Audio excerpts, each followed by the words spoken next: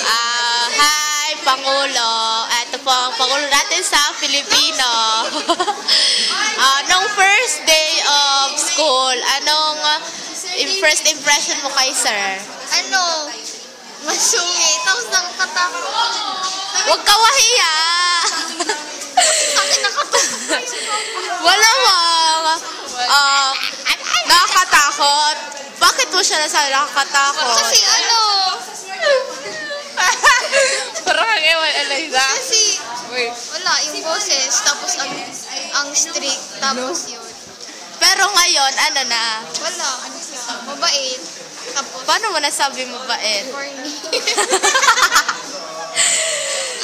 Wala. Kasi palagi niya tayo pinagbibigyan. Ano mamimiss mo kay sir? Ano mamimiss mo kay sir? Yung yung sabi ni Shireen, tatlong ballpen. Tapos sabi ni Julia, yung hand gestures. Ikaw, ano? Miss ko, wait. Ang boses daw din sir. Pwede bang i-post muna?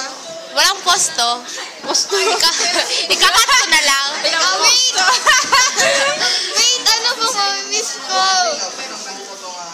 Si Jess. Kay Sir Playa nga? May extra ka sa camera. Yung hi CJ. Wala.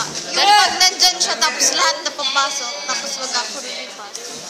Yun na. Anong message mo kay sir bago tayo mag third year? Para naman hindi na kami magkikita. Hindi, wala lang. Parang remembrance. Wow, close up. Ay, sorry.